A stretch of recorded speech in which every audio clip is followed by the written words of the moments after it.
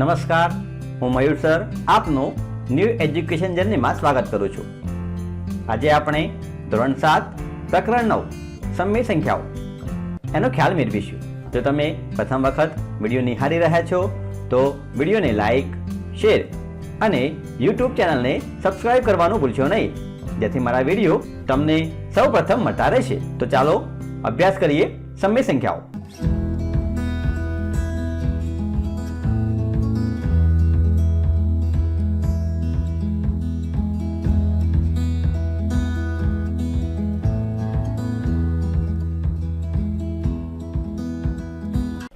તમારી આસપાસની વસ્તુઓની ગણતરી કરીને તમે સંખ્યા શીખવાનું શરૂ કર્યું.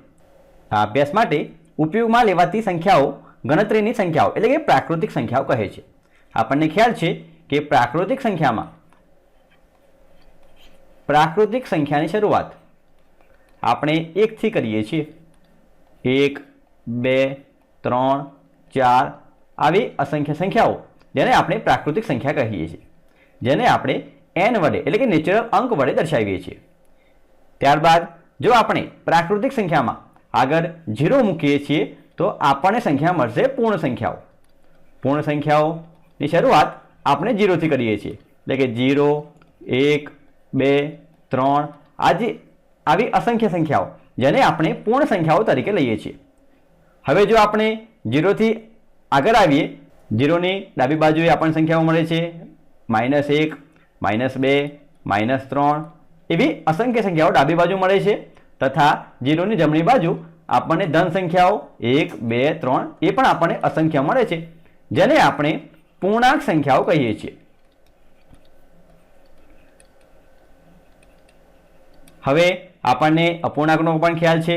અપૂર્ણાંકમાં આપણને અંશ અને છેદવાળી સંખ્યા મળે છે, એટલે કે જો સંખ્યામાં અંશ અને છેદ આપેલો હોય તો એવી સંખ્યાને આપણે અપૂર્ણાંક કહીએ છીએ. જેમ કે 2/3, 5/7, 6/8 આ જ સંખ્યાઓ છે આપણને અસંખ્ય સંખ્યાઓ મળે છે, જેને આપણે અપૂર્ણાંક તરીકે લઈએ છીએ.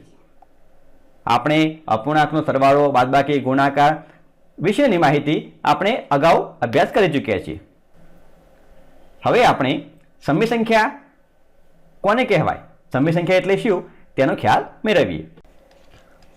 હવે આપણે વાત કરીશું સમય સંખ્યાઓ. ઉદાહરણ તરીકે એક સ્થળની જમણી બાજુએ 3 કિલોમીટરના અંતરને આપણે જમણી બાજુ હોય તો આપણે જમણી બાજુના અંતરને +3 વડે દર્શાવીએ છીએ, તથા જો આપણે ડાબી બાજુએ કિલોમીટર દર્શાવવું હોય તો આપણે ડાબી બાજુએ કિલોમીટરને આપણે -3 વડે દર્શાવીએ છીએ. એ જ પ્રમાણે જો આપણો 150 રૂપિયા નફો થતો હોય તો આપણે નફાને પ્લસ વડે દર્શાવીએ છીએ, તથા જો આપણને 200 રૂપિયાની ખોટ આવતી હોય તો આપણે ખોટને માઇનસ ચિહ્ન વડે દર્શાવીએ છીએ. આવી અનેક પરિસ્થિતિ છે જેમાં આપણે પૂર્ણાંકોને પ્લસ અથવા તો માઇનસ ચિહ્ન વડે દર્શાવીએ છીએ. હવે જો આપણને દરિયાની સપાટીથી ઉપરની બાજુ તમને 3/4 કિલોમીટર આપેલા છે તો આપણે લખીશું +3/4 કિલોમીટર, તથા દરિયાની સપાટીની નીચેની બાજુ જો આપણે 3/4 કિલોમીટર બતાવવા હોય તો આપણે દર્શાવીશું -3/4 કિલોમીટર. પરંતુ અહીંયા -3/4 એ આપણો અપૂર્ણાંક છે નહીં. આવી સંખ્યાઓને સમાવિષ્ટ કરવા માટે આપણે સંખ્યા પદ્ધતિને વિસ્તારવાની જરૂર પડી. સમય સંખ્યા એટલે શું? સંકલ્પના સમયનો ઉદ્ભવ થાય છે શબ્દ ગુણોત્તર પરથી. આપણે જાણીએ છીએ કે આપણને ગુણોત્તરમાં 3/2 એટલે કે 3/2 ને આપણે 3/2 વડે દર્શાવીએ છીએ. અહીંયા 3 પણ પ્રાકૃતિક સંખ્યા છે અને 2 પણ પ્રાકૃતિક સંખ્યા છે. એવી જ રીતે બે પૂર્ણાંકો p અને q નો ગુણોત્તર એટલે કે p/q અથવા તો આપણે p/q સ્વરૂપે દર્શાવીએ છીએ. એટલે કે એવી સંખ્યાઓ કે જેને આપણે p/q સ્વરૂપે દર્શાવી શકીએ છીએ, આવી બધી જ સંખ્યાઓને આપણે સમય સંખ્યાઓ તરીકે ઓળખીએ છીએ. એટલે કે જે સંખ્યાઓને તમે p/q સ્વરૂપે દર્શાવી શકો છો એ બધી જ સંખ્યાઓને આપણે સમય સંખ્યાઓ તરીકે ઓળખીશું. જેમ કે ઉદાહરણ તરીકે લેવું હોય તો લખાશે 4/5 -3/2 1/7 15/30 આ બધી જ સંખ્યાઓ જેને આપણે સમય સંખ્યાઓ તરીકે ઓળખીએ છીએ. અહીંયા આપણે વાત કરીશું કે 3ની સમય સંખ્યા કહેવાશે. અહીંયા આપણને છેદમાં કોઈ સંખ્યા આપેલી છે નહીં, તો ચિંતા કરવાની કોઈ જરૂર નથી. તમને કોઈ પૂર્ણ સંખ્યા આપેલી હોય અને છેદમાં કોઈ જ સંખ્યા ન આપેલી હોય તો અહીંયા આપણે નીચે 1 લખીએ છીએ. એટલે કે આ સંખ્યાને પણ આપણે P/Q વડે દર્શાવી શકીએ છીએ. એટલે કે આ સંખ્યાને પણ આપણે 3/1 વડે દર્શાવી શકીએ છીએ. માટે કોઈ પૂર્ણ સંખ્યા હોય તો એ સંખ્યાને પણ આપણે સમય સંખ્યા તરીકે લઈએ છીએ. જેમ કે 4 એ પણ સમય સંખ્યા કહેવાશે. -8 એ પણ આપણે સમય સંખ્યા તરીકે લઈશું, કારણ કે -8ના છેદમાં આપણને 1 જોવા મળે છે. તથા જો આપણને કોઈ દશાંશ અપૂર્ણાંક આપેલા હોય 0.3, શું આને સમય સંખ્યા કહેવાશે? તો 0.3 નો અર્થ એવો થાય કે 3/10. અહીંયા આપણને પોઈન્ટ પછી એક અંક આપેલો છે, તો અહીંયા આપણે પોઈન્ટ દૂર કરવો હોય તો આપણે લખીશું 3/10. તો આ સંખ્યાને પણ આપણે સમય સંખ્યા તરીકે લઈએ છીએ. એટલે કે એવી બધી જ સંખ્યાઓ કે જેને આપણે P/Q એટલે કે P/Q સ્વરૂપે દર્શાવી શકીએ છીએ, આવી બધી જ સંખ્યાઓને આપણે સમય સંખ્યા તરીકે લઈએ છીએ. અંશ અને છેદ. હવે આપણે સમય સંખ્યામાં વાત કરી કે P/Q માં આપણે પૂર્ણાંક P ને આપણે અંશ તરીકે લઈએ છીએ તથા પૂર્ણાંક Q ને આપણે છેદ તરીકે લઈએ છીએ. એટલે કે અંશ અને છેદવાળી સંખ્યાઓ હોય એને આપણે સમય સંખ્યાઓ તરીકે લઈએ છીએ. પરંતુ અહીંયા આપણે યાદ રાખીશું કે Q ની કિંમત 0 લેવામાં આવતી નથી. એટલે કે જો છેદમાં Q ની કિંમત 0 આપેલી હોય તો એવી સંખ્યાઓને આપણે સમય સંખ્યા તરીકે લેતા નથી. અહીંયા P અને Q ની કિંમત જો ધન સંખ્યા હોય તો એ સંખ્યાઓને આપણે ધન સમય સંખ્યા તરીકે લઈએ છીએ. જો P અને અથવા Q બંનેમાંથી કોઈ પણ એક કિંમત જો આપણને ઋણ આપેલી હોય તો એ સમય સંખ્યાઓને આપણે ઋણ સમય સંખ્યા તરીકે લઈએ છીએ. જો P અને Q બંનેની કિંમત જો આપણને ઋણ સંખ્યા આપેલી હોય તો એ સમય સંખ્યાને આપણે ધન સમય સંખ્યા તરીકે લઈએ છીએ. આપણે ખાસ યાદ રાખીશું, જો P/Q બંને સંખ્યાઓ ધન હોય એટલે કે 3/5 8/7 11/12 આવી બધી સંખ્યાઓ કે જેમાં આપણને P અને Q ની કિંમત ધન આપેલી હોય તો એવી સંખ્યાને આપણે ધન સમય સંખ્યા તરીકે લઈએ છીએ. એ જ પ્રમાણે જો તમને P અથવા તો Q ની કિંમત ઋણ આપેલી હોય તો આવી સંખ્યાને આપણે ઋણ સમય સંખ્યા તરીકે લઈએ છીએ. અહીંયા -3/7 8/-9 -11/4 આવી બધી સંખ્યાઓ કે જેમાં આપણને P અથવા તો Q ની કિંમત બંનેમાંથી કોઈ પણ એક કિંમત ઋણ આપેલી હોય તો એવી સંખ્યાને આપણે ઋણ સમય સંખ્યા તરીકે લઈશું. એ જ પ્રમાણે જો આપણને P અને Q બંને ઋણ આપેલા હોય તો જેમ કે -3 -5. હવે આપણને ખ્યાલ છે ગુણાકારનો નિયમ -3 × -5. જો આપણે બે ઋણ સંખ્યાઓનો ગુણાકાર કરીએ તો આપણને જવાબ મળે છે પ્લસ. એ જ પ્રમાણે અહીંયા -3/-5 ઉપર પણ ઋણ સંખ્યા છે અને નીચે પણ આપણને ઋણ સંખ્યા મળે છે. એટલે કે જો ભાગાકારની અંદર પણ જો P અને Q બંને જો ઋણ સંખ્યા હોય અને એનો તમે ભાગાકાર કરો છો તો અહીંયા આપણને જવાબ મળશે પ્લસ. એટલે કે જો રકમની અંદર બે ઋણ સંખ્યાઓ હોય અને ઋણ સંખ્યાનો ભાગાકાર કરીએ છીએ તો આપણને જવાબ મળશે ધન સમય સંખ્યા. એટલે કે જો P અને Q બંને ઋણ આપેલા હોય તો આપણે એ સંખ્યાને ધન સમય સંખ્યા તરીકે લઈએ છીએ. એ જ પ્રમાણે -8 -15 આ સંખ્યાને પણ આપણે ધન સમય સંખ્યા તરીકે લઈએ છીએ.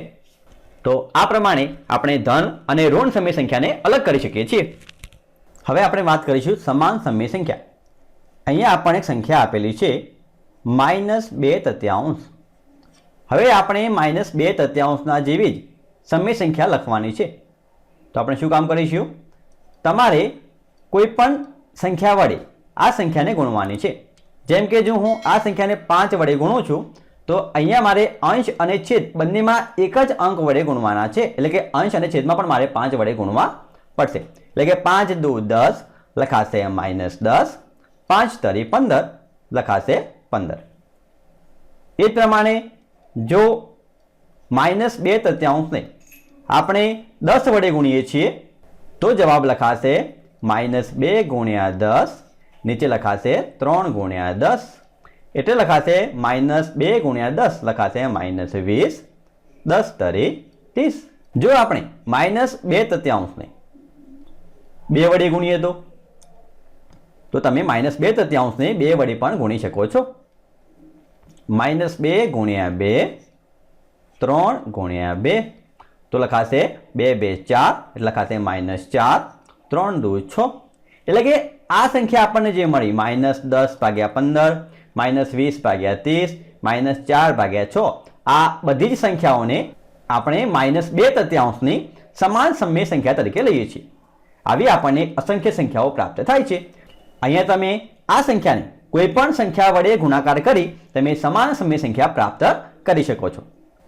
એટલે કે અહીંયા આપણે લખી શકીએ છીએ કે -2/3 ની સમાન સમય સંખ્યા આપણને મળે છે -10/15, -20/30 તથા -4/6.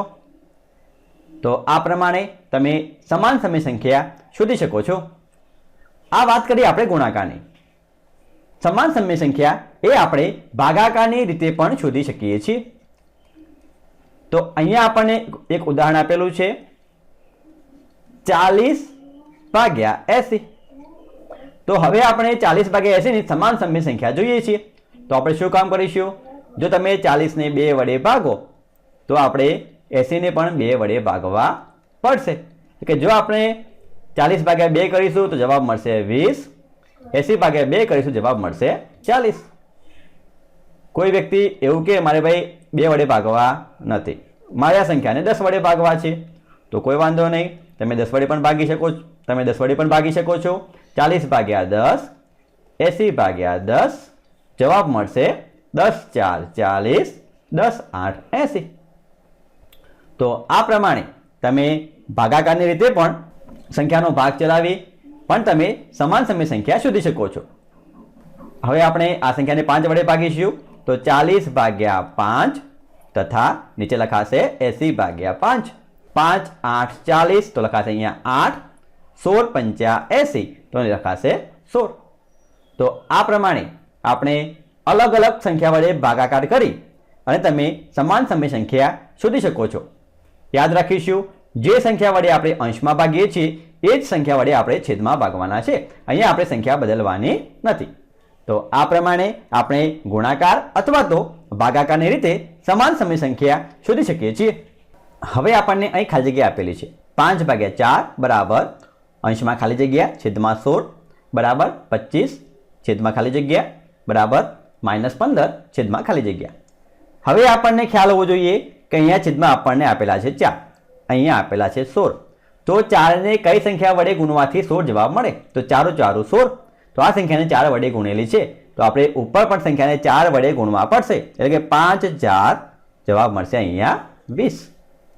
હવે અહીંયા આપણને 5 આપેલા છે, અહીંયા આપેલા છે 25. તો 5 5 25.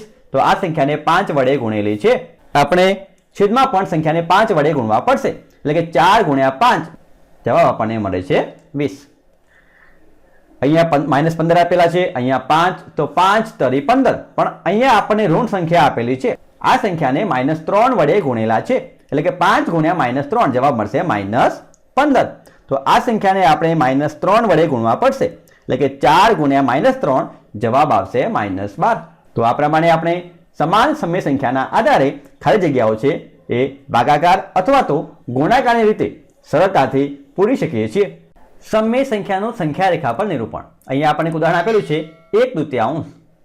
હવે 1/2 એ કઈ બે સંખ્યાની વચ્ચે આવે એ આપણને ખ્યાલ હોવો જોઈએ. અહીંયા આપણને 1/2, અહીંયા આપણને કોઈ પૂર્ણ સંખ્યા આપેલી છે નહીં, તો આપણે લખીશું 0. જ્યારે અહીંયા આપણને સમય સંખ્યામાં આગળ કોઈ અપૂર્ણાંક આપેલો ન હોય તો આપણે લખીશું 0. હવે 0 પછી કઈ સંખ્યા આવશે? તો 0 પછી સંખ્યા આપણને મળે છે 1. એટલે કે 1/2 એ 0 અને 1ની આપણને વચ્ચે આવશે. એટલે કે 1/2 એ 0 કરતાં મોટી સંખ્યા છે, પરંતુ 1 કરતાં આ સંખ્યા કેવી બનશે? નાની બનશે. હવે તમારે સંખ્યાના કેટલા ભાગ કરવાના? તો આપણે છેદની સંખ્યા જોવાની છે. અહીંયા આપણને છેદમાં 2 આપેલા છે, માટે આપણે સંખ્યાના 2 સમાન ભાગ કરીશું.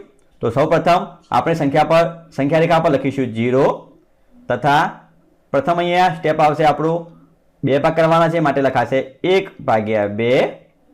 બીજો ભાગ લખાશે 2/2. પરંતુ અહીંયા 2 અંક સમાન છે, માટે 2 નીકળી જાય, જવાબ મળશે આપણને 1. એટલે કે 0 અને 1 ની વચ્ચે અહીંયા આપણને 1/2 પ્રાપ્ત થાય છે. હવે તમારે પેન્સિલની મદદથી જ્યાં તમને 1/2 સંખ્યા રેખા પર જોવા મળે ત્યાં તમારે ટપકું કરી અથવા તો ગોળ રાઉન્ડ દ્વારા તમારે સંખ્યા રેખા પર સંખ્યા દર્શાવવાની છે. હજુ આપણે બીજું ઉદાહરણ જોઈ લઈએ. અહીંયા આપણને બીજું ઉદાહરણ આપેલું છે 3/5. હવે આપણે 3/5 ને સંખ્યા રેખા પર દર્શાવી છે. તો સૌપ્રથમ આપણને ખ્યાલ હોવો જોઈએ કે સંખ્યા રેખા પર 3/5 એ કઈ બે સંખ્યાની વચ્ચે આવશે. તો અહીંયા 3/5 ના આગળ કોઈ સંખ્યા આપેલી છે નહીં, માટે આપણે લખીશું 0. 0 પછી આપણને એક સંખ્યા મળે છે 1. એટલે કે 3/5 એ 0 કરતાં મોટી તથા 1 કરતાં નાની છે. એટલે કે 3/5 એ 0 અને 1 ની વચ્ચે આપણને પ્રાપ્ત થાય છે. હવે આપણે સંખ્યા રેખાના કેટલા ભાગ કરવા પડશે? તો અહીંયા આપણને છેદમાં સંખ્યા આપેલી છે 5. એટલે કે આપણે સંખ્યા રેખાના 5 ભાગ કરીશું. તો સૌપ્રથમ આપણે માપપટ્ટી વડે અને પેન્સિલનો ઉપયોગ કરી સૌપ્રથમ આપણે સંખ્યા રેખા દોરવાની છે. હવે આપણે સૌપ્રથમ સંખ્યા રેખાના 5 ભાગ કરવાના છે. તો સૌપ્રથમ અહીંયા લખીશું 0, ત્યારબાદ લખીશું 1/5, ત્યારબાદ આવશે 2/5, 3/5, 4/5, અહીં લખાશે 5/5. 5 નીકળી જાય, 5 × 5 એટલે અહીંયા લખાશે 1. હવે તમારે સંખ્યા રેખા પર જોવાનું છે કે 3/5 સંખ્યા રેખા પર કઈ જગ્યાએ છે? જ્યાં તમને 3/5 જોવા મળતા હોય ત્યાં તમારે બિંદુ દ્વારા તમારે સંખ્યા રેખા પર દર્શાવવાના છે.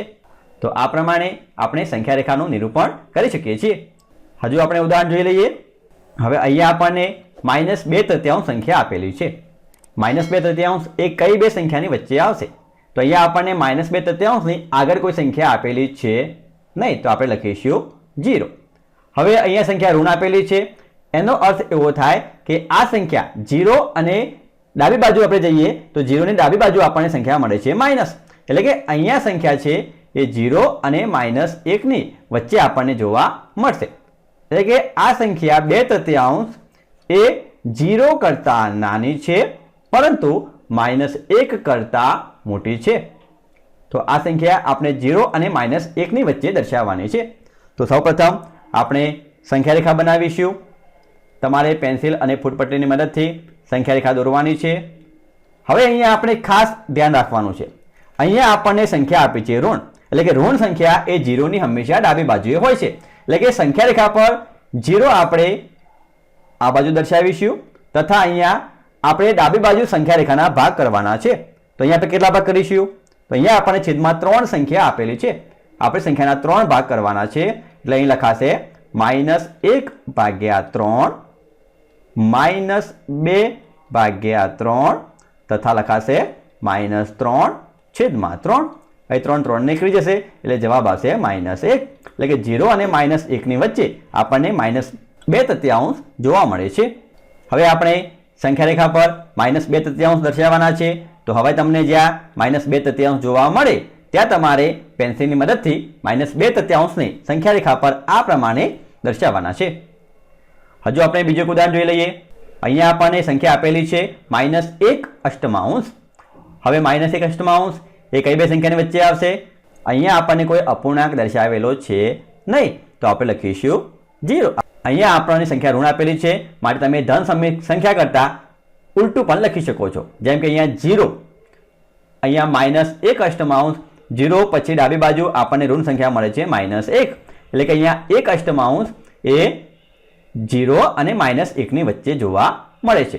એટલે કે આ સંખ્યા છે એ -1 કરતાં મોટી છે, પરંતુ 0 કરતાં કેવી છે? નાની છે. એટલે કે આ સંખ્યાને આપણે 0 અને -1ની વચ્ચે દર્શાવવા પડશે. તો સૌપ્રથમ આપણે સંખ્યા રેખા દોરવાની છે. હવે સંખ્યાના કેટલા ભાગ કરવા? તો અહીંયા આપણે છેદમાં જોવાનું છે. તમને છેદમાં કેટલા અંક આપેલા છે? તો અહીંયા આપણને અંક આપેલા છે 8. તો આપણે સંખ્યા રેખાના કુલ 8 ભાગ કરીશું.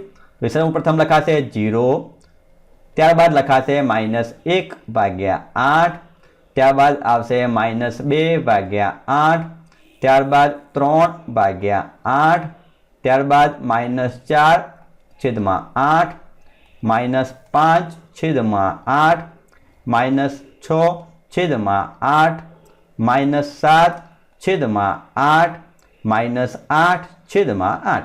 હવે 8 8 નીકળી જશે તો જવાબ આવશે અહીંયા 8 એકા 8 એટલે કે -1.